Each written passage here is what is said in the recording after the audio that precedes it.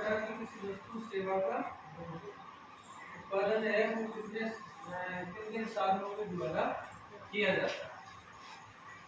जब उत्पादन अपन कोई फर्म या कंपनी है उत्पादन करती है किसी वस्तु या सेवा का, तो उसको कुछ राशि उत्पादन के साधनों पर, कच्चे माल पर, विभिन्न चीजों में उनको कुछ राशि खर्च करनी पड़ती है। ऐसे थोड़ी होता है उत्पादन। कोई भी वस्तु सेवा बनाते हैं तो बनाते समय उसमें जो भी साधनों का प्रयोग किया जाता है, चाहे वो श्रम का प्रयोग करेगा या भूमि का प्रयोग करेगा या पूंजी लगाएगा, तो उसको कुछ ना कुछ उस पर राशि व्यय करनी पड़ेगी, तब जाके वो उत्पादन है वो उत्पादन किया जाएगा, फिर उसको बेचने से उसको आय प्राप्त होती है। सीधा सा नॉर्मल कंसेप्ट है इकोनॉमिक्स में कि जो उत्पाद होता है, उत्पाद में वस्तु या सेवा दोनों चीजों को शामिल किया जाता है। तो इनको जो बनाने की प्रक्रिया है, क्या है?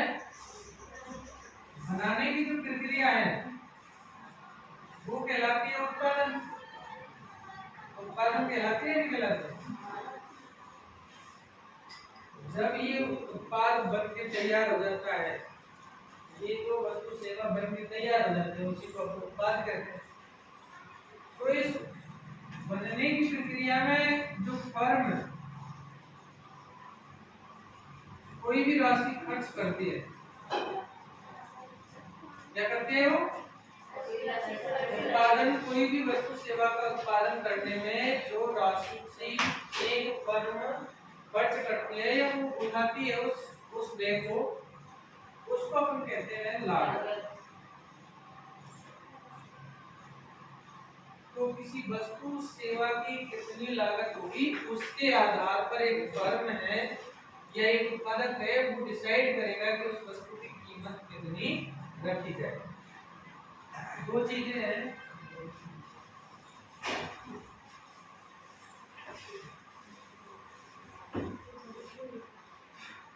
एक तो है कीमत और एक है लागत। तो कीमत है ना, वो लागत के आधार पर डिसाइड की जाती है कि कितनी कीमत उस वस्तु सेवा की रखी जाए। क्योंकि कोई भी फर्म है या कोई भी उत्पादक है वो किसके लिए काम करता है? लाभ के लिए काम करता है। कोई भी वस्तु सेवा बनाता है या बेचता है उसका उद्देश्य एक रहता है लाभ कमाना। ये जो कॉस्ट है, इस कॉस्ट के आधार पर वो उस वस्तु को कितने रुपए में बेचेगा उसकी कीमत है वो डिसाइड करेगा। तो लागत में जो भी वो जैसे कच्चे माल पर खर्च करेगा,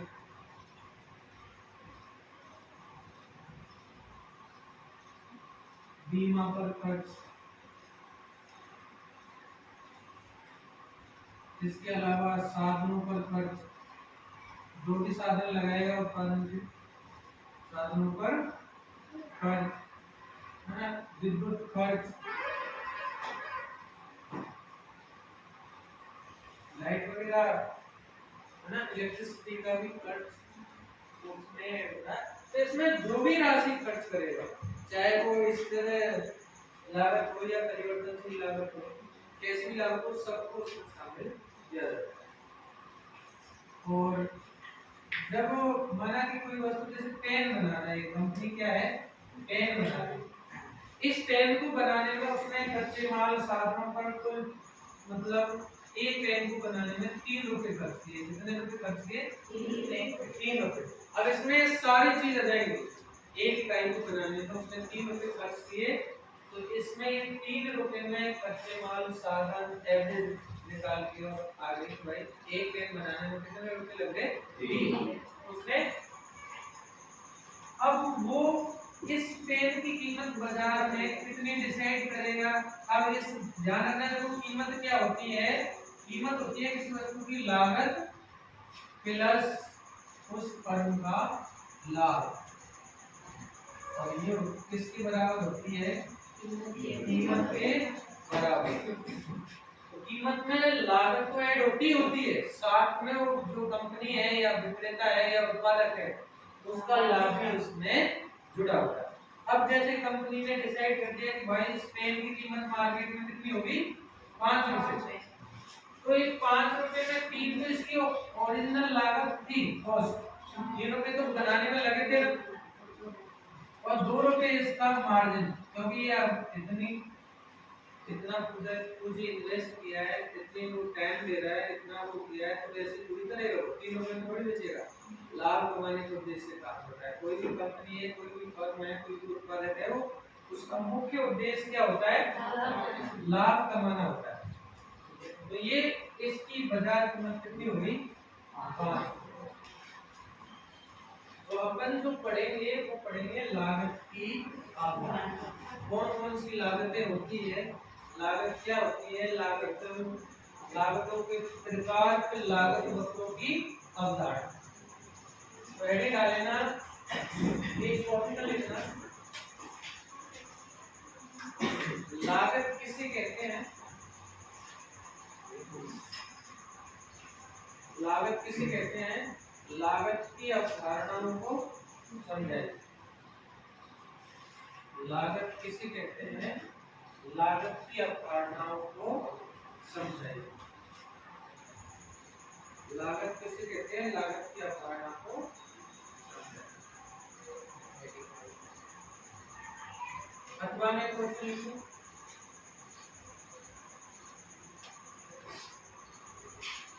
लागत का अर्थ बताते हुए,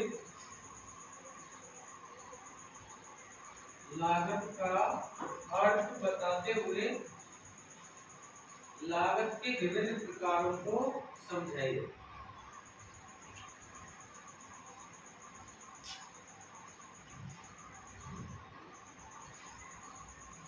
लागत का अर्थ बताते हुए लागत के विभिन्न प्रकारों को समझाइए।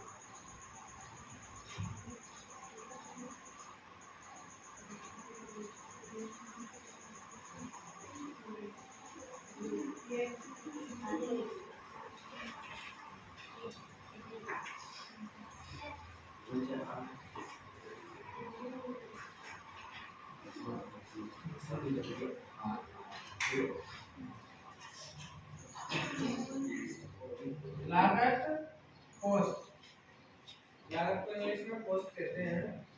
अब देखो सुन लो, लागत किसे कहते हैं, किसी वस्तु या सेवा को, है ना, किसी वस्तु या सेवा को बनाने में एक फर्म या कंपनी जो भी राशि उसको उस पर खर्च करती है, या जो भी राशि वो व्यय करती है, उसको अपन कहते हैं लागत। अब ऐसी लागतें कई प्रकार की होती है। लागतें मुख्य रूप से 3 प्रकार की होती है। कितने प्रकार की होती है, 3 प्रकार की।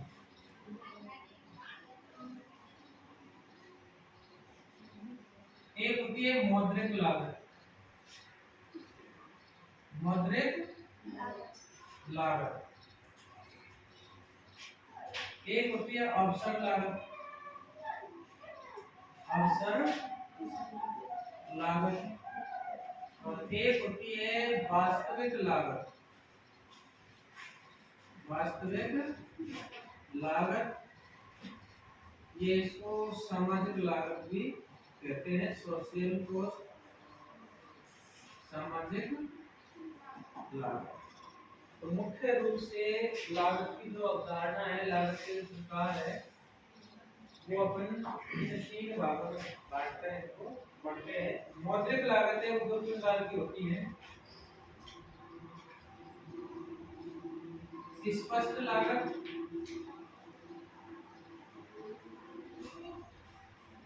और अस्पष्ट लागत। स्पष्ट लागत और अस्पष्ट लागत। इसको एक्सप्लिसिट कॉस्ट कहते हैं, एक्सप्लिसिट कॉस्ट, और इसको इम्प्लिसिट कॉस्ट कहते हैं।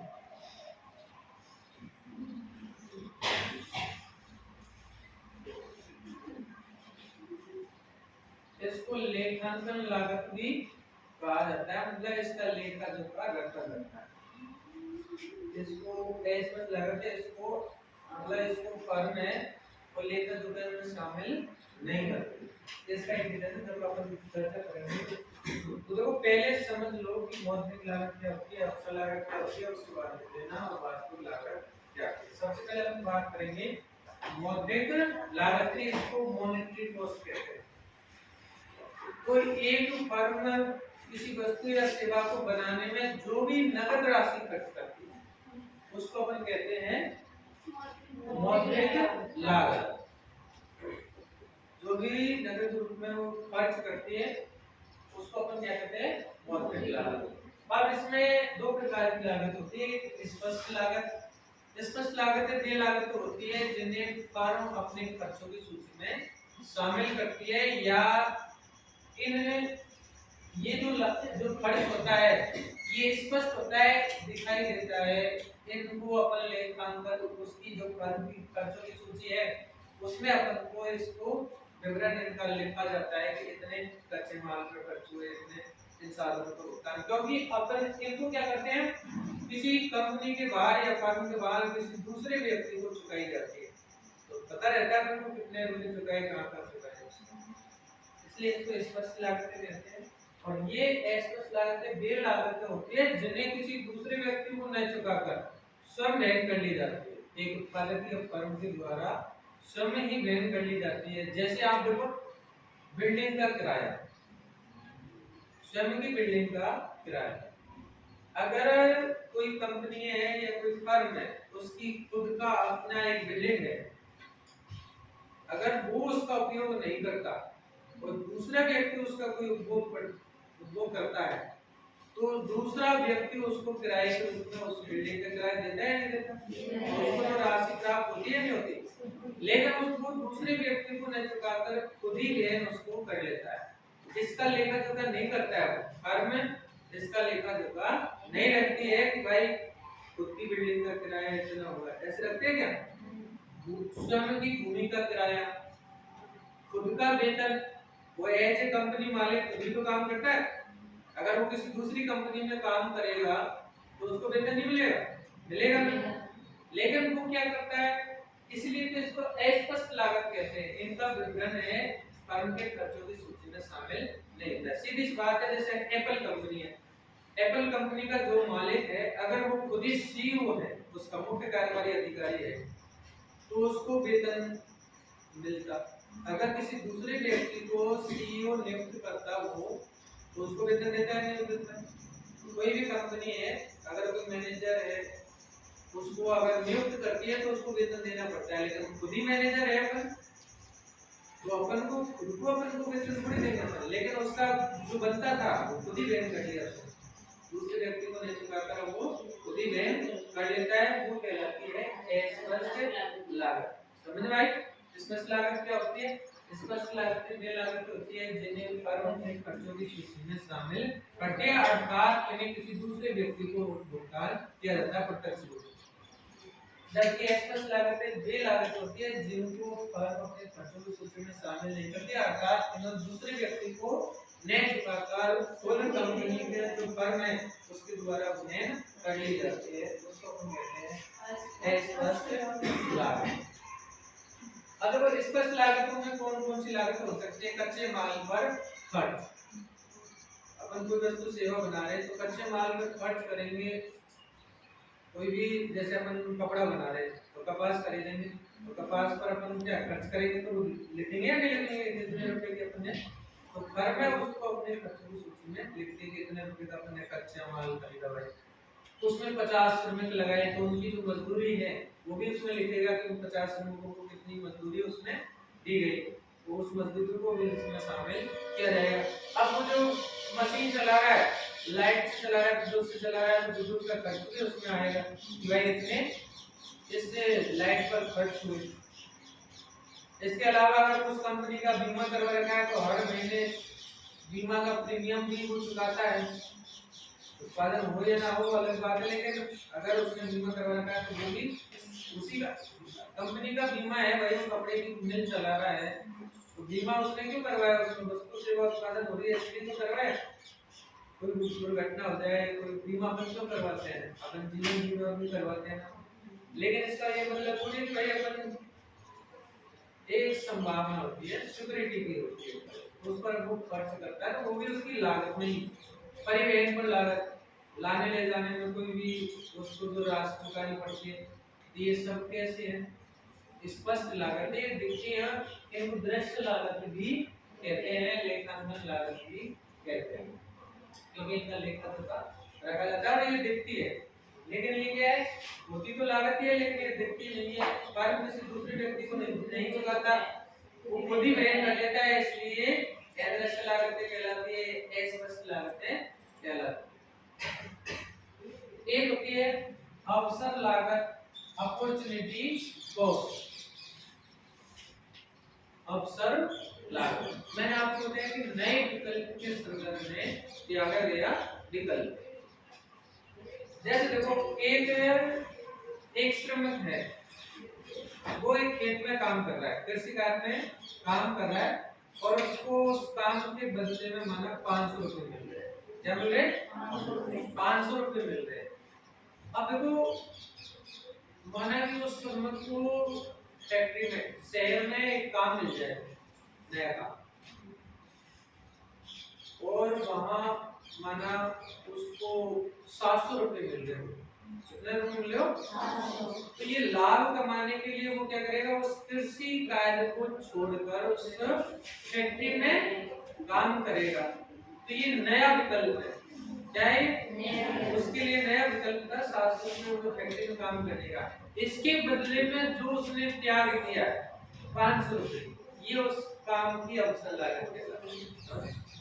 कोई भी जो श्रम है या कंपनी है, तो लाभ कमाने की दृष्टि से जब विकल्पों का त्याग करते हैं ना, तो वो उसकी अवसर लागत होती है नए काम की। कोई भी नया काम करते हैं या नई चीज अपन करते हैं, तो उसके बदले में जो अपन ने त्याग किया है दूसरे विकल्प का, तो वो उसका अवसर लागत है। तो ऐसे कभी कभी क्या करता है कंपनी, जो साधनों पर खर्च करती है, तो वह साधनों का त्याग भी करती है, दूसरे साधन लाने के लिए दूसरे साधनों का त्याग भी करते हैं। जैसे 2 श्रमिकों को निकाल लिया, 3 नए श्रमिक लाए, तो वो 3 नए श्रमिकों की लागत क्या होगी, जो 2 श्रमिकों का आपने त्याग किया, वो कहलाती है अवसर लागत।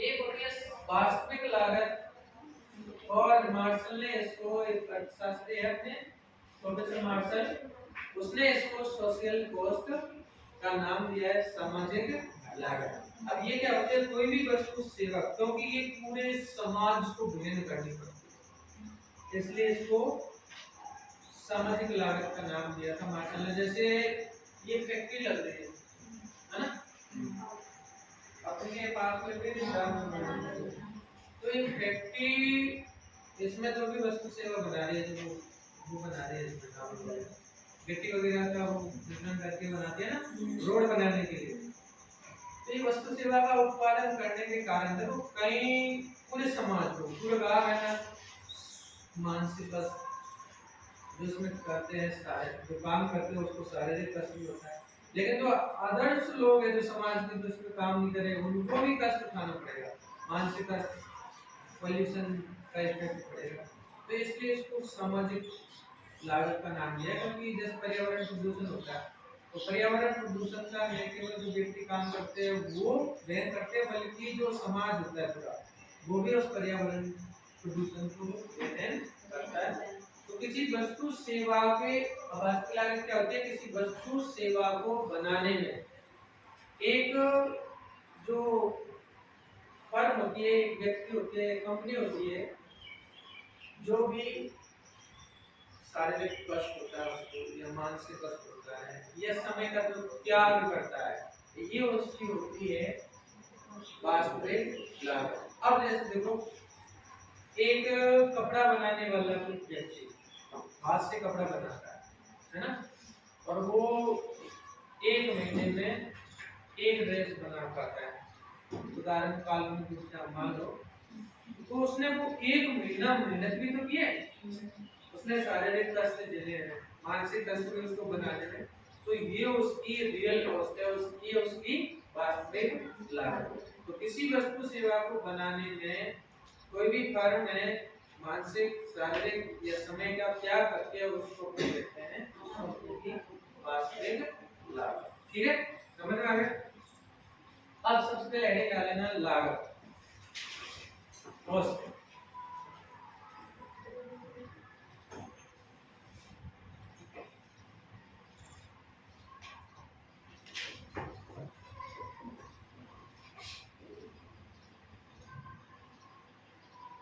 किसी वस्तु या सेवा को बनाने मतलब उत्पादन करने में, किसी वस्तु या सेवा का उत्पादन करने में, किसी वस्तु या सेवा का उत्पादन करने में एक फर्म या उत्पादक, एक फर्म या उत्पादक जो भी राशि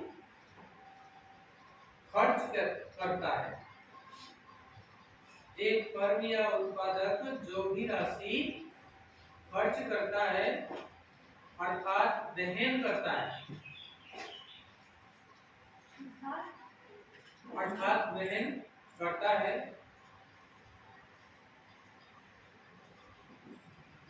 उसे लागत के नाम से जाना जाता है। जो भी राशि खर्च करता है या वहन करता है उसे लागत के नाम से जाना जाता है। लागत निम्न प्रकार की होती है, और पहली हेडिंग डाल लेना मौद्रिक लागत।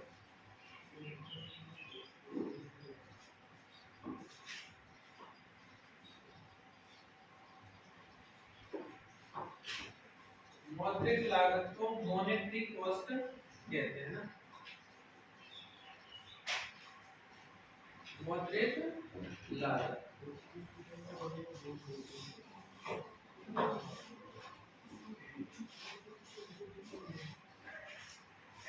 डाली मौद्रिक लागत, इसमें लिखना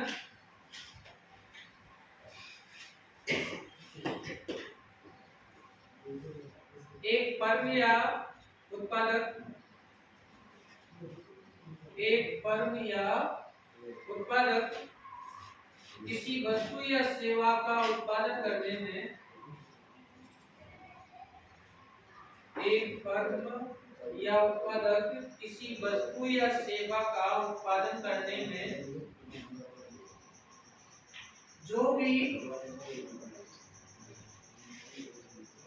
एक फर्म या उत्पादक किसी वस्तु या सेवा का उत्पादन करने में जो भी नगद राशि,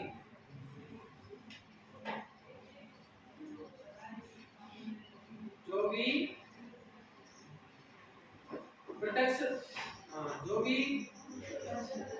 प्रत्यक्ष रूप से नगद राशि किसी वस्तु या सेवा का उत्पादन करने में जो भी प्रत्यक्ष रूप से नगद राशि खर्च करता है अथवा वहन करता है,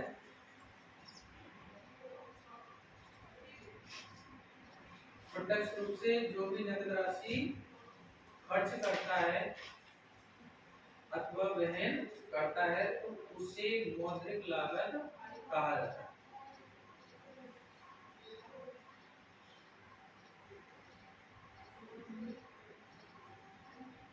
उसे मौद्रिक लागत कहा जाता है।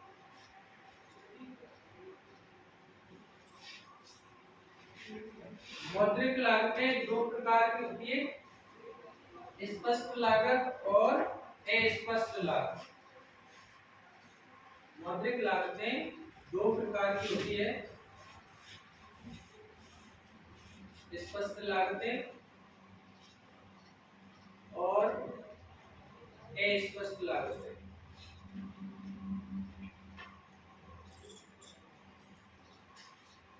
मौद्रिक लागतें दो प्रकार की होती है, स्पष्ट लागतें और अस्पष्ट लागतें।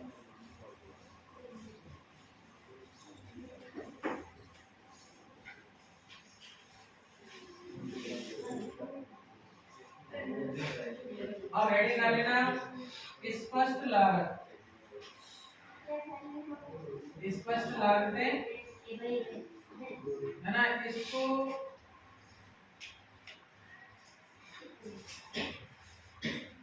लेखा लागत भी कहते हैं, इसको दृश्य लागत भी कहते हैं ना, इसको मूर्त लागत भी कहते हैं। मूर्त मूर्त रूप में एक होता है मूर्त, एक होता है अमूर्त। नाम सुने मूर्त अमूर्त? मूर्त का मतलब स्पष्ट रूप से दिखता हो, मूर्त रूप में अवस्थित, और अमूर्त जो दिखता नहीं। जैसा ऐसे भगवान भक्ति के भी मूर्त भक्ति और अमूर्त भक्ति ऐसे दो प्रकार के। जो जिनको मूर्ति में भगवान मानते हैं, मतलब मूर्ति में भगवान रहता है, मूर्त रूप में है भगवान, वो मूर्त भक्ति कहलाती है। और जो भगवान अदृश्य मानता है, जो दिखाई नहीं देता, मूर्ति में नहीं होता है, वो अमूर्त भक्ति है।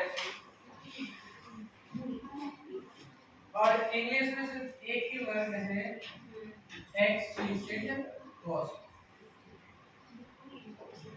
एक्सप्लिसिट कॉस्ट कुछ भी नाम आ सकता है, ध्यान रहे एग्जाम में स्पष्ट लागत पूछ ले या दृश्य लागत से पूछ ले या लेखांकन या लेखा लागत, और इंग्लिश में इसका क्या है, एक्सप्लिसिट कॉस्ट। तो ध्यान रखना है, हिंदी में कई नाम हो सकते हैं, इंग्लिश में इसको एक्सप्लिसिट कॉस्ट कहते हैं। तो तुम्हें लेखा लागत से आप क्या समझते हैं, स्पष्ट लागत से क्या समझते हैं? स्पष्ट लागत के कोई दो उदाहरण लिखिए या लेखा लागत के कोई दो उदाहरण लिखिए। लेखा लागत कैसे करते हैं, मतलब ऐसे क्वेश्चन 2 नंबर का क्वेश्चन भी पूछा जा सकता है, अलग से ध्यान रखना, इंपॉर्टेंट क्वेश्चन है ये। इसमें लिखना स्पष्ट लागतें, स्पष्ट लागतें वे लागतें होती है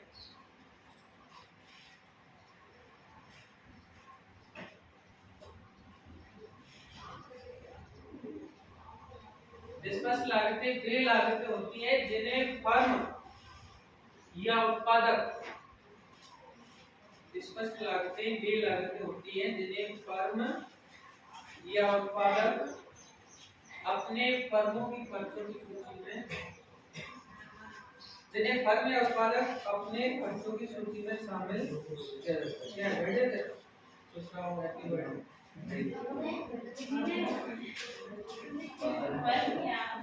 स्पष्ट लागतें वे लागतें होती है जिन्हें फर्म या उत्पादक अपने खर्चों की सूची में शामिल करती है।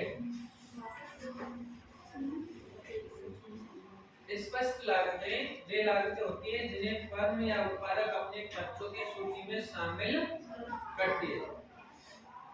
अर्थात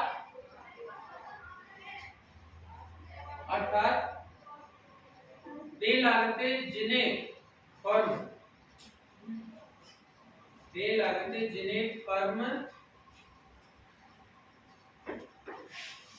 कंपनी के बाहर, वे लागतें जिन्हें फर्म कंपनी के बाहर किसी व्यक्ति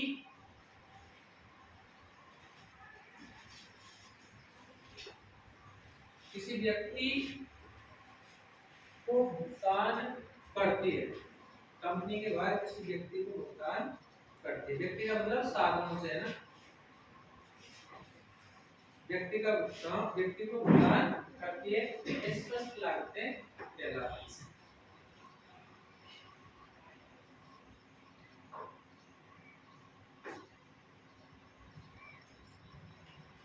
स्पष्ट लागतों के उदाहरण लिख लो, जैसे क्वेश्चन पूछा जा सकता है, एक पिछले एग्जाम में पूछा भी जा चुका है कि स्पष्ट लागत के कोई दो उदाहरण बताइए।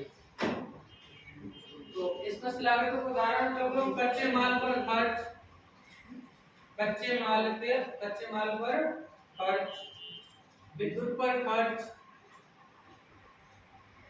ईंधन पर खर्च, कर्मचारियों का वेतन,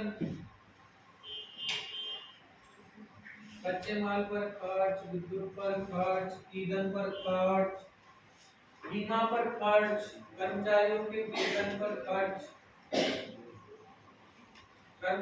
के वेतन पर खर्च,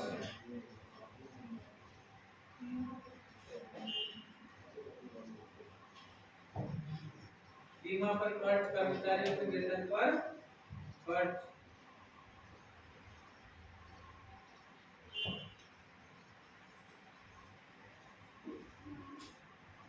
आदि। और भी हो सकते हैं, और भी खर्च हो सकते हैं।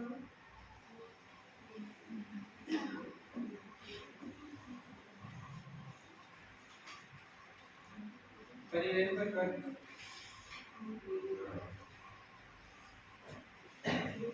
तो ये स्पष्ट है क्योंकि ये किसी दूसरे व्यक्ति को भुगतान होती है तो वो फर्म अपने खर्चों की सूची में उसको लगती है कि भाई अपन ने यहाँ इतना चुकाया, ये एक जो ट्रांसपोर्ट के मालिक है उसको इतना चुकाया, या विद्युत के लिए इतना चुकाया, बीमा पर इतना, उन सब का विवरण अपने लेखांकन में ये करती है, इसलिए इसको लेखा लागत भी कहा जाता है। अब दूसरी हेडिंग डाल लेना, स्पष्ट लागतें, अतिरिक्त लागतें भी इसको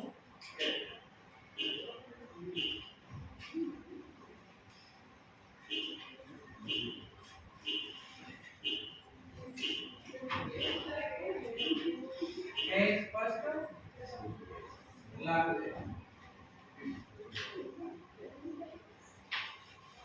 अतिरिक्त लागतें,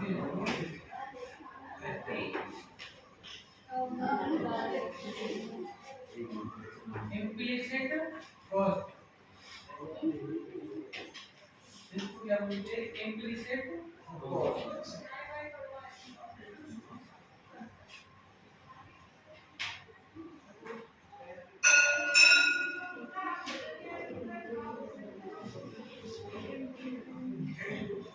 लिखना है इसमें स्पष्ट लागतें वे लागतें होती है, स्पष्ट लागतें वे लागतें होती है जिन्हें फर्म अथवा उत्पादक अस्पष्ट लागतें वे लागतें होती है जिन्हें फर्म अथवा उत्पादक किसी दूसरे व्यक्ति को न चुकाकर, फर्म या उत्पादक किसी दूसरे व्यक्ति को न चुकाकर स्वयं वहन कर लेता है, किसी दूसरे व्यक्ति को न चुकाकर स्वयं वहन कर लेता है।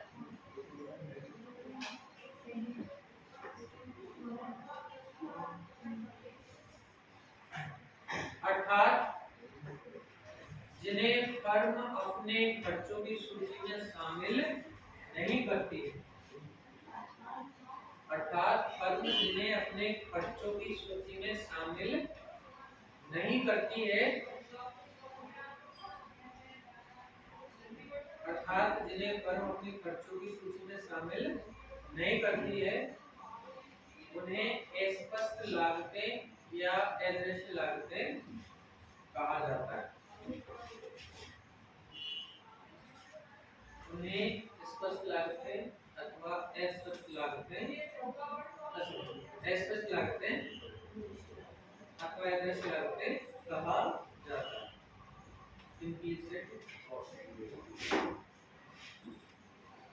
जैसे इसको उदाहरण लिख लो, जैसे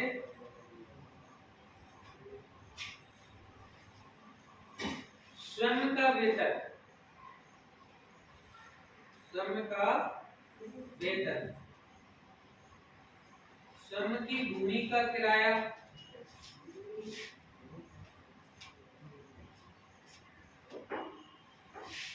स्वयं की बिल्डिंग का किराया,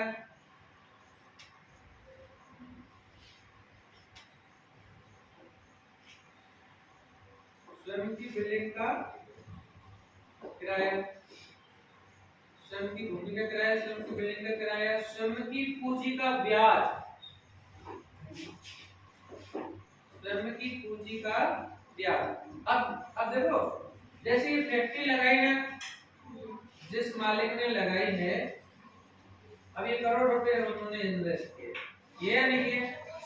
अब क्या किया उन्होंने, 10 करोड़ उन्होंने बैंक से कर्ज लेके लगाए और 5 करोड़ उसके पास थे, ऐसे करके उन्होंने 15 करोड़ इसमें इन्वेस्ट कर दिए, इकट्ठी कर दी।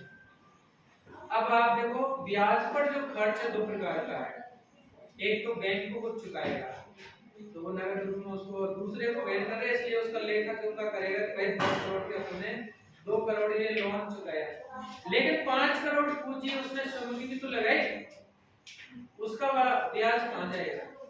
उसका ब्याज को दूसरे को न चुकाकर खुद ही भेज देगा। इसका अपन लेखा जोखा नहीं करते, लेकिन कॉस्ट तो होती है। अगर इन्हीं 5 करोड़ रुपए को आप किसी दूसरे व्यक्ति को दोगे या आप इंडस्ट्रीज लगाओगे तो उससे अपन को ब्याज मिलेगा या नहीं मिलेगा? तो वही तो है, उस पूंजी का जो स्वयं की पूंजी है, इन्वेस्ट किया उसने, उसका जो ब्याज है वो स्पष्ट लागतों में शामिल है, तो उसको अस्पष्ट लागतों में शामिल करते हैं। तो ये अस्पष्ट लागतों के उदाहरण है, याद रखना है, इनको क्वेश्चन पूछा जा सकता है। अस्पष्ट लागतों के कोई दो उदाहरण लेके ऐसे, ठीक है, इंपॉर्टेंट और डायरेक्ट क्वेश्चन पूछा जाएगा स्पष्ट लागतें क्या होती है या अस्पष्ट लागतें क्या होती है। दूसरी हेडिंग डाल लेना अवसर लागत, अपॉर्चुनिटी कॉस्ट, इसको वैकल्पिक लागत भी कहा जाता है।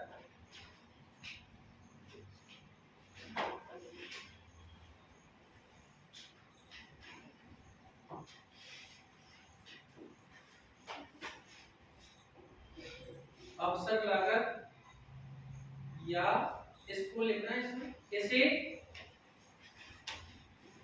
वैकल्पिक लागत भी कहा जाता है, इसे वैकल्पिक लागत भी कहा जाता है। अपॉर्चुनिटी कॉस्ट मतलब विकल्प,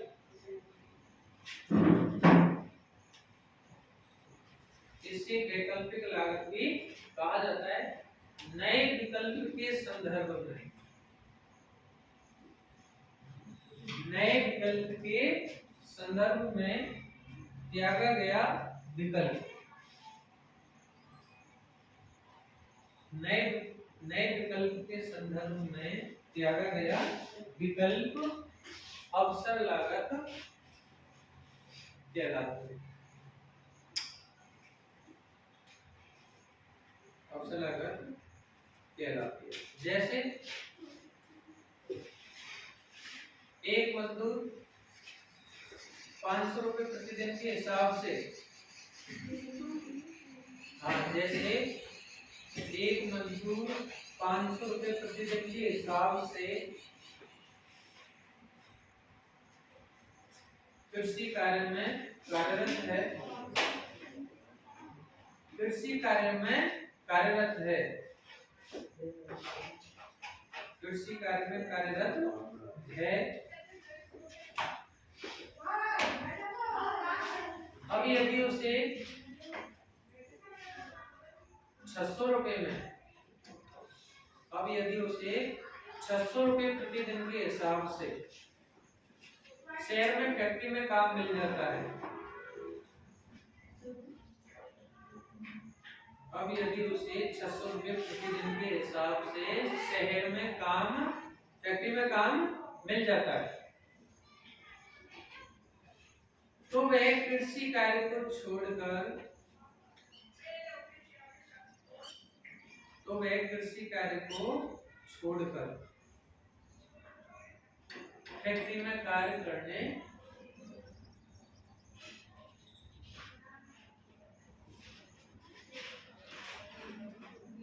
फैक्ट्री में कार्य करने के बदले, कार्य करने के बदले 500 रुपए, ये क्या है 500 रुपए कृषि में कार्य करने का, इसका त्याग किया जाएगा। फैक्ट्री में कार्य करने के बदले 500 रुपए का त्याग किया जाएगा। तो ये उस मजदूर की 500 रुपए, तो 500 रुपए उस मजदूर की अवसर लागत कहलाती है। तो 500 रुपये उस मजदूर की अवसर लागत कहलाती है। अब देखो उसको नया विकल्प क्या मिला, फैक्ट्री में काम। अब उस फैक्ट्री में काम करने के लिए मिनिमम उसको 600 रुपए देने पड़ेंगे। अगर वो 500 रुपए देगा तो जाएगा क्या मजदूर, क्योंकि वो भाई लाभ क्या मिला उसको, 500 रुपए तो यही मिल रहा था, उल्टी जेब से किराया और देके जाएगा फैक्ट्री में शहर में, तो वो और ज्यादा लग जाएगा उसको। तो विकल्प कब तलाशेगा, जब उसको लाभ मिल रहा हो। तो कम से कम उसको उस फैक्ट्री में काम करवाने के लिए उस मालिक को कम से कम 600 रुपए देने पड़ेंगे। अब 500 रुपए देगा तो जाएगा ही नहीं, क्योंकि वो खेती में करने का काम। तो 500 रुपए से ज्यादा 600 700 रुपए उसको मिनिमम उतना देना पड़ेगा अगर फैक्ट्री में काम करवाना हो। तो जो मजदूर है वो उन्होंने 700 रुपए के लिए काम छोड़ा है, तो जो नया विकल्प है उसके लिए अपने 500 रुपए तय किया है, ये उस काम की क्या है, अवसर लागत। तो ऐसे कई फर्में साधनों का भी त्याग करती है, तो उनके बदले में नए साधनों का उपयोग करती है, तो वो नए साधनों की अवसर लागत कहलाती है। तीसरी हेडिंग डाल लेना, लिख लिया, लिख लिया ना। तीसरी हेडिंग डालना वास्तविक लागत।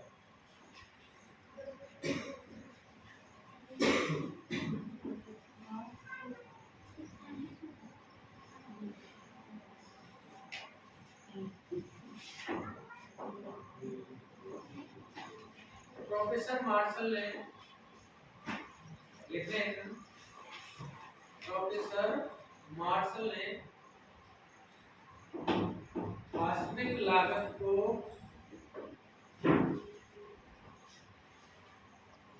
लागत को सामाजिक लागत की संज्ञा दी है। प्रोफेसर मार्शल ने वास्तविक लागत को सामाजिक लागत की संज्ञा दी है। वास्तविक लागत से तात्पर्य है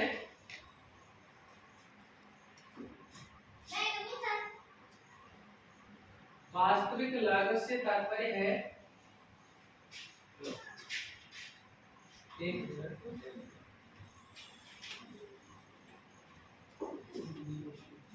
को हमने कितने केवल 1 2 3 4 अड्डा 3 हुए।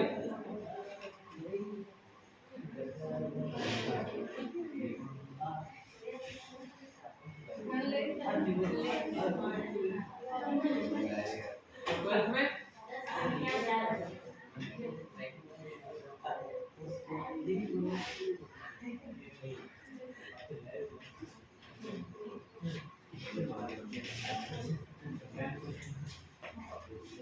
वास्तविक लागत से तात्पर्य है किसी वस्तु या सेवा के उत्पादन में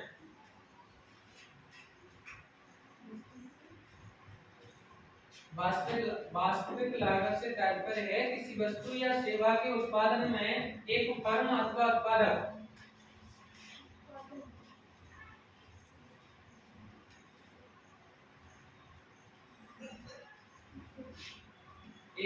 या उत्पादक जो भी शारीरिक कष्ट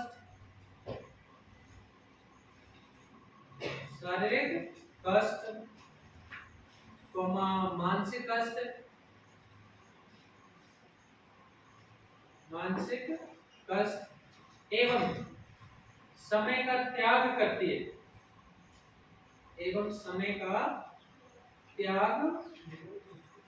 है,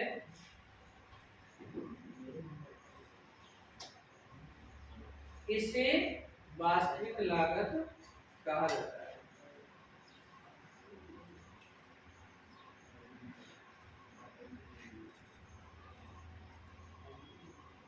इसे वास्तविक लागत कहा जाता है।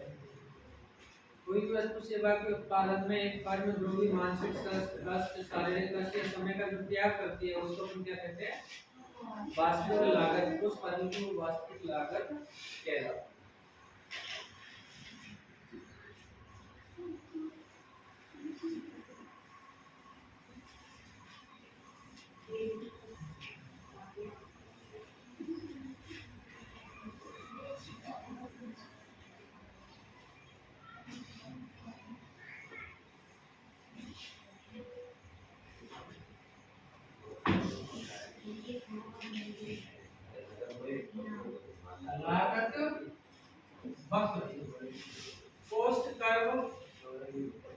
लागत वक्र और लागत वक्र दो प्रकार के होते हैं।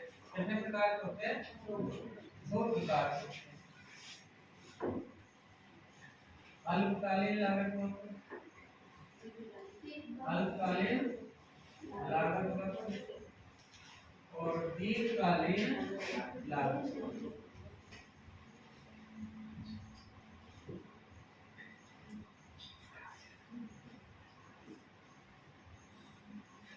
ये शॉर्ट टर्म कर्व होते हैं, शॉर्ट टर्म कॉस्ट कर्व, और ये लॉन्ग टर्म कॉस्ट कर्व।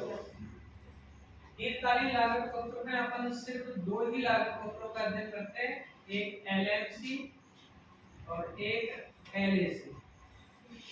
ये लॉन्ग टर्म मार्जिनल कॉस्ट है, दीर्घकालीन सीमांत लागत, और ये लॉन्ग टर्म एवरेज कॉस्ट है, दीर्घकालीन औसत लागत। इसका एक रीजन है, देखो दो मैंने बताया कि अल्पकाल एक समय अवधि होती है, एक दीर्घकाल समय अवधि। तो अल्पकाल में कुछ साधन स्थिर होते हैं और कुछ साधन परिवर्तनशील होते हैं। तो अल्पकाल में स्थिर साधन और परिवर्तनशील साधन दोनों ही आपको देखने को मिलती है। स्थिर लागत भी देखने को मिलेगी और परिवर्तनशील लागत भी देखने को मिलेगी। लेकिन मैंने बताया कि दीर्घकालीन समय अवधि वह है जिसमें सभी साधन क्या हो जाते हैं? परिवर्तनशील। तो दीर्घकाल में कोई भी स्थिर लागत नहीं होती है, सभी परिवर्तनशील लागत होती है। तो सिर्फ दो ही लागतों का अध्ययन करते हैं दीर्घकाल में, एक एलएमसी और एक एलएसी। तो अल्पकाल में तो अपन देखो एवरेज वेरिएबल कॉस्ट एबीसी पढ़ते हैं, टोटल वेरिएबल कॉस्ट टीवीसी पढ़ते हैं, एक टोटल फिक्स्ड कॉस्ट भी पढ़ते हैं टीएफसी, एक एवरेज फिक्स्ड कॉस्ट भी पढ़ते हैं।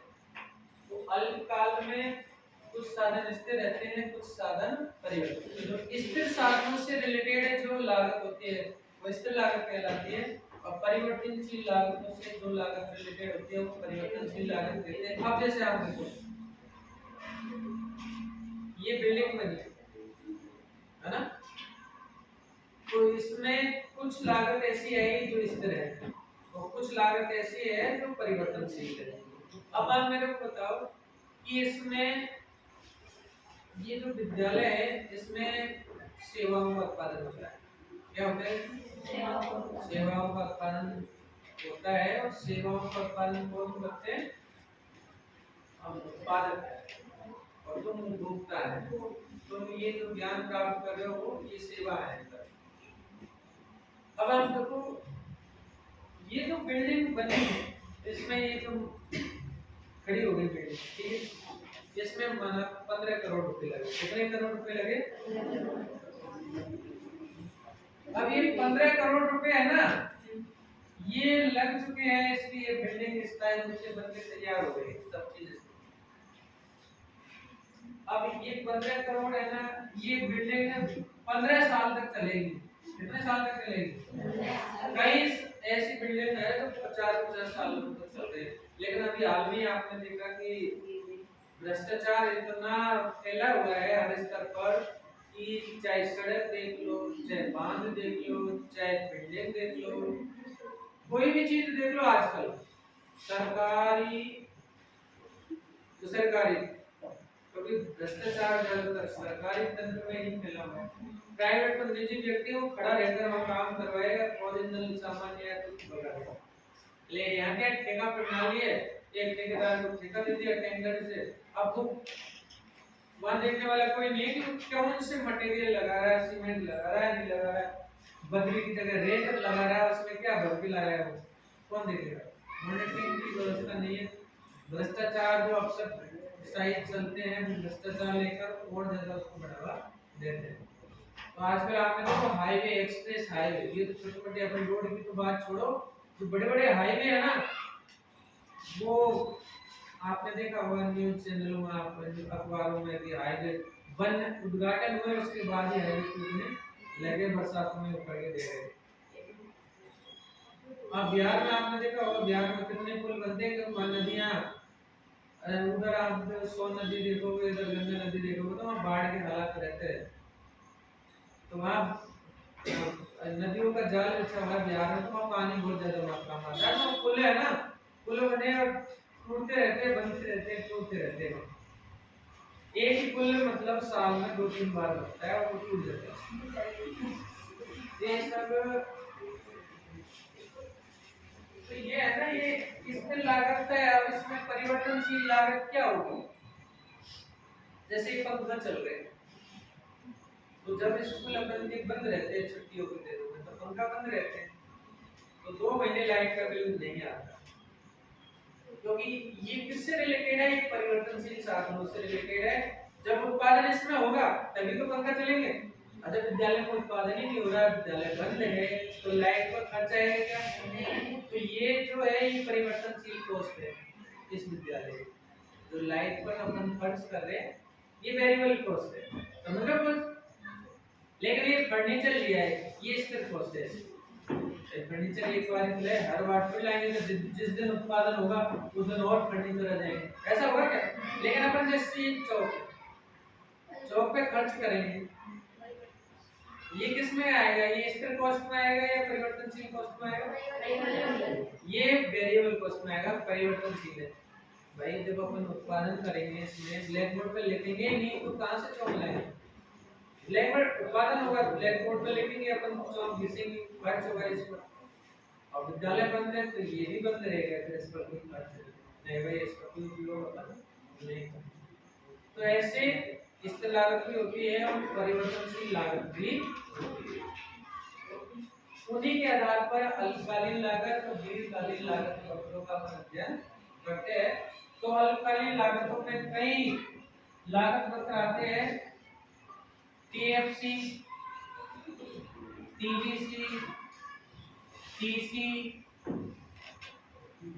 एबीसी, एएफसी, एसी और एक एमसी, ये सभी अल्पकालीन लागत पत्र हैं। हाँ, क्या सही लगे?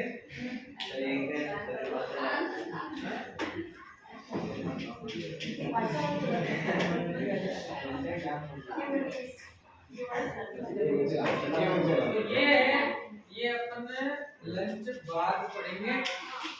और अभी 11th क्लास सोच रही होगी कि भाई हमको क्या पढ़ाया, तो अब